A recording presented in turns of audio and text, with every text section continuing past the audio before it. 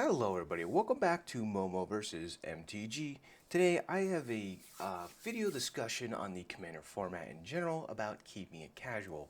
And this is the follow-up to a previous video I made already a subject on keeping it casual. But that was primarily talking about CDH versus just, casual Commander. Because they are, in my eyes, different formats. Pretty much, they are both considered Commander, but they play very differently. And the, what people are trying to achieve in them. So I'll be trying to touch away from competitive Commander in this one. If you'd like to know more about that, I'll leave a link above about, my thoughts there and viewing casual versus competitive, the differences in what they lie in there. So we're really not going to be covering that in this video. More along the lines of, keeping it casual within the casual Commander format. And you might be saying, huh? What do you mean by that?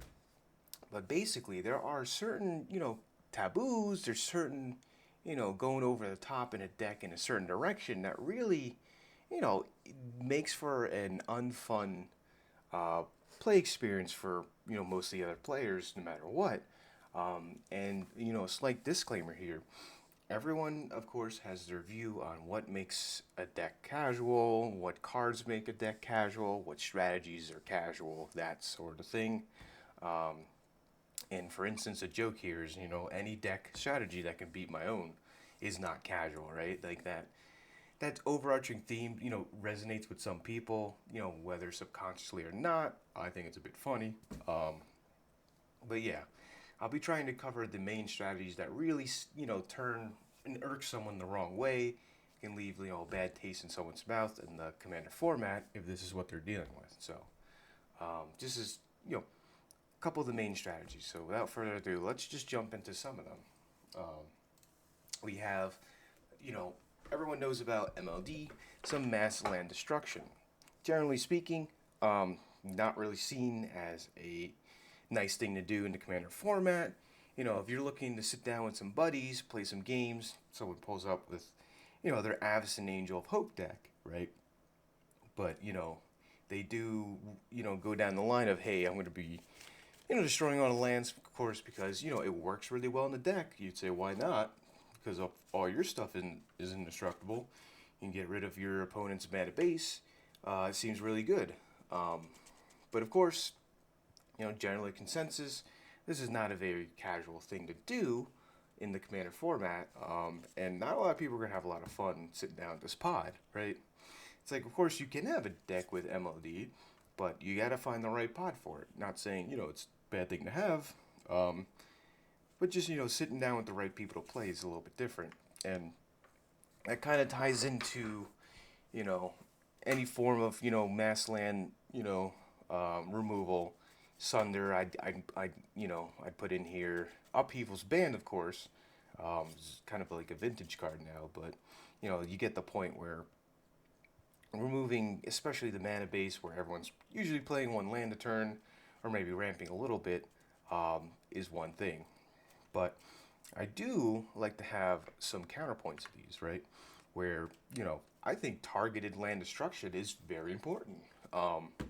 There's a difference between strip mining, recursion, summon every turn, but, having a field of ruins, some sort of, target land destruction, ghost quarters, especially these are lands themselves, they're freebies kind of in the deck in a way, but there are some problematic lands out there, right? Like if you have a Gaia's Cradle or a Sarah's Sanctum, I think is the other one, or there's a lot of problematic lands in the format, that need to be taken care of because if left unchecked, Gaia's Cradle or Shrine of Nyx can produce, 20 mana, really easily, especially in Elf Ball, something like that, right? And some of them do need answers. So I can see why. Especially target land destruction is an important thing. And there is a ton of, landfall strategies that kind of take advantage of this, is what someone was saying earlier, right? Because landfall decks, their biggest weakness is what? Is going to be having their lands being destroyed. So I can kind of resonate with that a little bit where, destroying some lands, especially in against a landfall deck is like a viable strategy. So that's just might a little 2 cents onto that one, but again, everyone has their own opinion. So moving on from there, we have the crippling stacks, right? So we have the winter orb effects, the stasis effects, and of course the notorious commanders Horori, Dust Drinker, apologies. But basically stuff that, it's not quite land destruction, but at least you have your lands. However, they're not going to untap, right? You're going to untap maybe one land a turn. Of course, you're playing against that Urza deck or some other artifact deck that really takes advantage of not needing the lands. Again, they built their strategy around it. That's great for them. But for everybody else, they're having, not so great of a time. And the big thing about these first two is, mass land destruction, crippling stacks is they make the game go on for an arbitrary amount of time. People say, they don't have any win con, or, the game might take 2-3 hours, when opposed to you could be playing 4 games throughout the night. So that is the point being made here. A lot of these have very salty scores, as you can see. You go on EDH Rec or some other source you have. Generally people do not like to see these cards. And of course, Winter Orb, they tap it down for themselves, so they don't have to, they have a way to get around it. So, just some food for thought. Like, overwhelming stacks is not good. However, my counterpoint is, I think some last stacks is really healthy for the format, right? If you go all in on, you go too far down that road of Dragon's Magistrates, some Elish Norn, all that kind of deal, like your entire deck of stacks, that's one thing. I would not consider that, as rule of law, those type of deals, as much, casual. But I think having a couple pieces of stacks here and there, I think is pretty healthy, right? Strict Proctor can turn off some ETB infinite combo that someone's trying to do on you, or Rest in Peace might stop some Aristocrat, infinite drain gain kind of combo. And Frozen Ether is just a couple examples. Like, stuff comes in tapped, but they will untap eventually. Slows down some hasty creature trying to swing at you, and that kind of deal. So, I think this is a pretty decent counterpoint here to having some pieces of stacks. Cool, not bad, but heavily overburdened with stacks, especially with not so much of a win con, is definitely something that leaves kind of a sour mouth and Magic players, Commander players at the table. Pretty cool. Moving on from there, we have extra turns. Everyone has different opinions on taking an extra turn or two, but I think generally speaking, at least in the pods I have, and from my personal opinion, taking extra turns is just like something that really, really is what I'm trying to get at here. Is not super creative in a way. Any deck can throw an extra turn in there and probably make use of it, and it doesn't really fit around a certain strategy. It's kind of just like a good thing to do, and can put you ahead without any little effort, because it kind of allows you to make a mistake the turn before and make up for it by taking an extra turn, that kind of deal. And maybe you're looping infinite extra turns, that kind of deal. But really, makes for less interaction. And of course, I also have Mindslaver here, which is, the vice versa of you take the opponent's extra turn, which is essentially is you take an extra turn. Not in the Commander format, because there's other players, but, you can loop Mindslaver over again. I've been there. It's not the most fun thing to sit through, especially maybe they don't have any kind of win con in the near future, and you have to be put through this. So it's just like extra turns is a tricky one, because some everyone has different opinions, but I think generally speaking, an extra turn maybe is cool, but a deck filled with like 5 or 10 of them, that's like what are you really trying to accomplish here? Not really dives into, do you like watching your opponent play solitaire? Because that's kind of what's happening at that point, because you're not interacting as much. Maybe you interacted before, but now you're tapped out. They're taking just extra turn, extra turn, that kind of deal. So, thought there. But to the counterpoint, of course, there is some play around extra turns, right? Everything has usually a play around. You can run counter spells, but if you're not in blue, you're kind of messed up there. but maybe you can run. There's a couple cards, Trouble in Pairs, a recent one printed. Player begins the next turn, skip it instead. Jarl's Hourglass Pennant. I really like this card for the second effect, but the first effect applies here if you know someone does have an extra turn deck and you can play around it accordingly. Great artifact here, makes them skip it. And I think Temporal Extortion is an interesting one. There are some interesting extra turn cards, don't get me wrong, that require some build around, and those are a little bit cooler to see, right? So there are counterpoints to these all, of course. Which my last video really opened up my eye. I like to see both sides. I think it's pretty neat and healthy.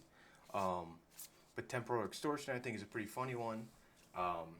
Because you can take an extra turn, but usually generally someone's going to stop you by paying half their life, which I think is, I think a really neat play around of that card. So that's just my thoughts on the matter.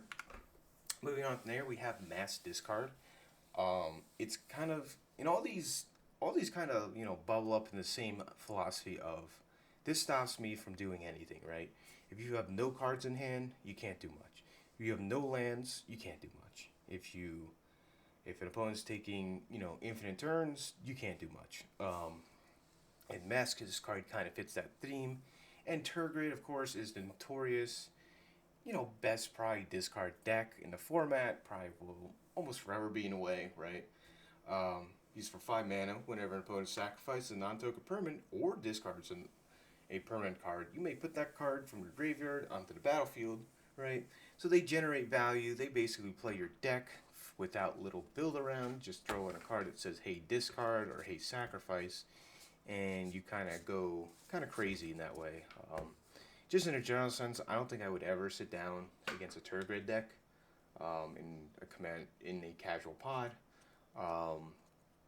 I really don't have a deck for that. Maybe one or two that really wouldn't be affected too much, but just doesn't seem like it, gears towards a casual feeling, when playing. Maybe some Mind Twist effect is pretty good. Oppression's a pretty bad one, but I've seen Oppression played in a casual setting, right? It wasn't in a Turgid deck, so again, I'll go back. I may come back to this, but it'll be the last point I have. But, as opposed to just Mass Discard being bad, there is some counterpoints to it, right? There's some greedy commander players, they have Thought Vessels, and then they have, maybe an Ancient Silver Dragon, or, some way to draw, 20 cards, 30 cards, put them all in their hand. And, of course, there's Thought Vessel, Reliquary Tower effects, and they're sitting there with a huge grip. So, some discard to shave down that size is not a bad thing. You see your opponent sitting with 20 cards, you're like, man, I wish I could get rid of it. So, in a way, so I think, there is merit to, just the discard theme being in the Commander format. Like, some discard, not bad. Mass discard, different story, you're playing a different game. But, either way. Moving on from there, we have, the Board Wipe Tribal, which is, someone reached out and, commented this earlier, but, you're sitting against a Child of Lara deck, maybe, they're going to have between, 15 board wipes, just an absurd amount of board wipe numbers where they know, every turn you can't develop your board in terms of creatures, anything else.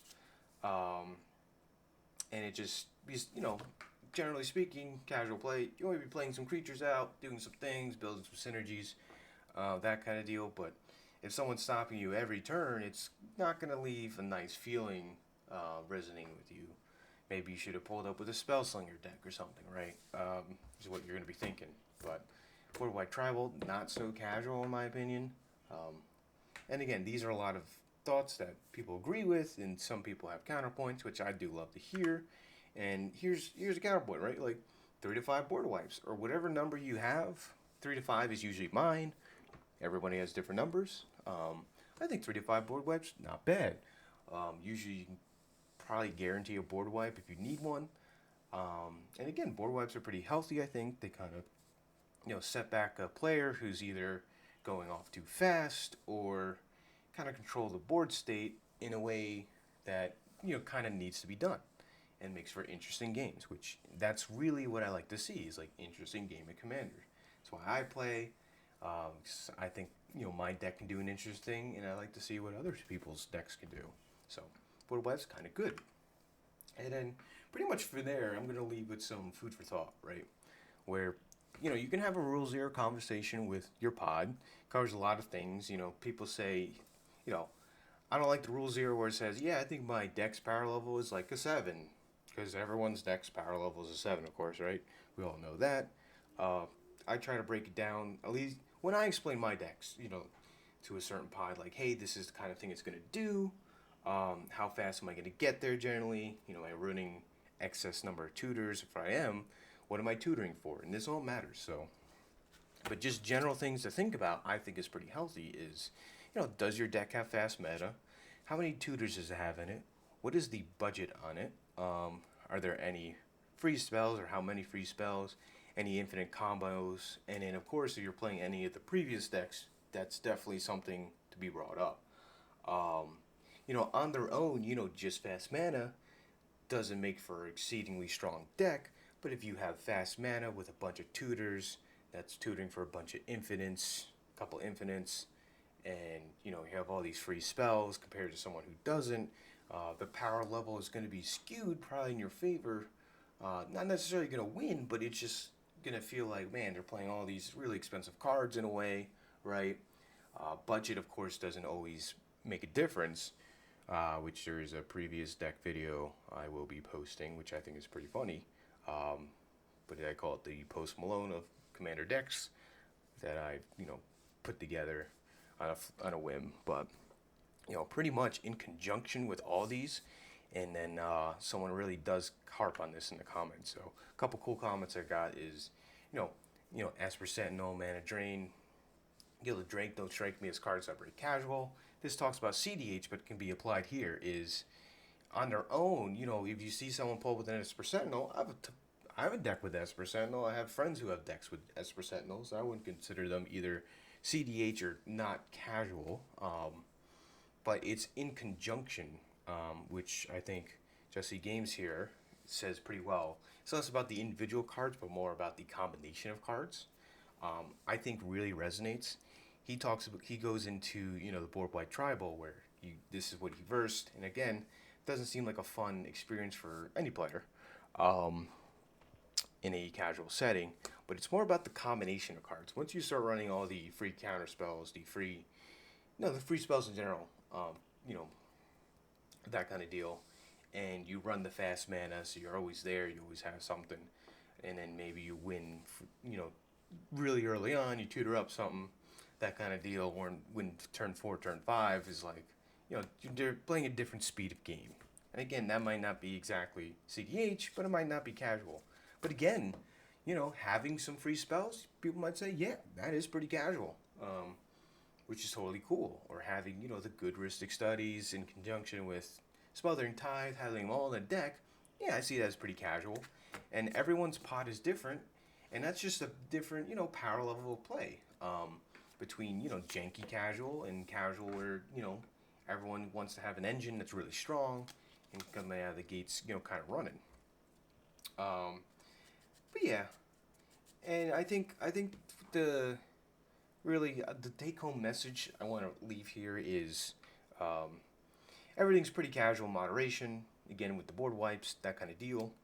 But really, someone says on Reddit somewhere probably, it's pretty cool to sit down, shuffle up, have a good time, try to put your best foot forward rather than smacking the other guy for having a toe at a line. So don't get overwhelmed where you say, hey, I don't, to try not to harp on every little thing, but, really, that's what makes Commander and Magic Gathering a beautiful format. We all come together on Wednesday nights, whenever you play, to have a good time, sling some spells, and then go home, pretty happy. And I think it's a pretty group experience, which I think is great.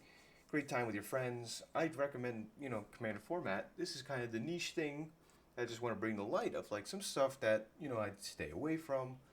Again, just personal opinion. And again, this is all subject to, food for thought. So, yeah, just my 2 cents in the matter. And, thank you guys again for, if you're here this long. Again, my response on the last video, really cool to see everybody, reaching out, commenting. I like to hear your thoughts. Really, opens my eye, and I think it's a group learning, group experience, and just like the Commander format should be. Because we're all playing together, we're all playing to have a good time, and that's what I love about it. So, yeah, thanks for hanging out with Momo versus MTG. Until the next one, I'll see you when I see you. Thanks for hanging out. I have some other videos up here if you're curious, but if not, thanks for hanging out.